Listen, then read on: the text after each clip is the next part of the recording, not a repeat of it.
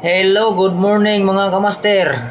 Nais kong sabihin sa inyo, yung mga di ko pa naiisa-isang i-upload yung mga video ko sa mga ingredients ko. Kumbaga common muna ngayon yung mga yung mga video ko.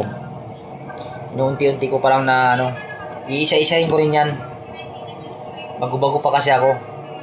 Yung mga bagong nagtatayo ng bakery, ito lang masuggest ko sa inyo. Ito lang din may tutulong ko kasi totally 25 years na ako na master baker.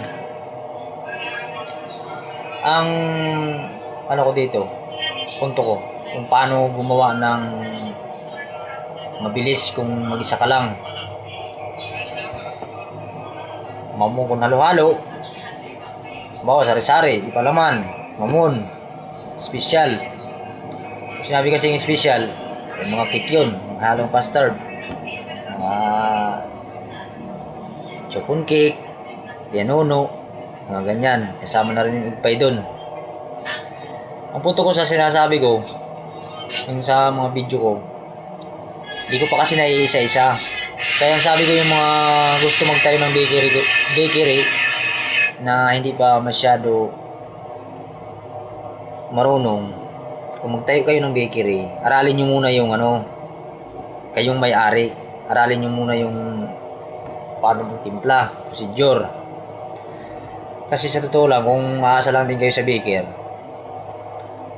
siyempre yung ipapasahod, kung kayo na lang gagawa, kung bago-baguhan pa kayo, di tipid nyo na rin yun.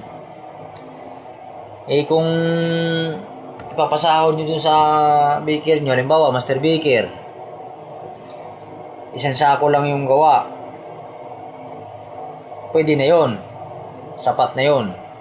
Upa ng bahay, kuryente, tubig, di ba? Siyempre hindi lang naman lahat ang sahod ng baker, halimbawa 600, 700, kaya yon. Pero kung kalating sako lang, hindi kakayanin.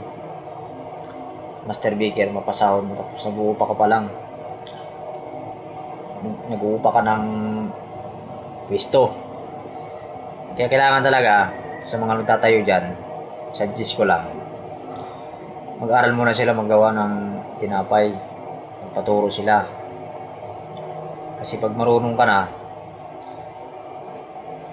kahit wala kang baker, makagawa ka. Kung halimbawa marami naman yung gawa mo, kumuha ka ng baker. Kasi may iba kasing baker, hindi naman natin sila lahat. Kasi may baker kasi na hindi maayos magtrabaho. Hindi eksakto, hindi patas magtrabaho. Dadayain kanila. Minsan, sobra ng ingredients. Minsan, hindi maganda yung gawa. Hindi masarap, di ba? Yung mga ganyan-ganyan ba? Di bali marunong ka, hindi ka nila madadaya. Kagaya ko, nakapag tayo na rin ako ng sarili kong bakery, kaso siyempre patuloy pa rin akong panadero kasi sugarol ako dati. Nagsara yung bakery ko. Kaya kung pala rin man ako magkaroon pa ulit ng bakery, at least alam ko na bawal magsugal.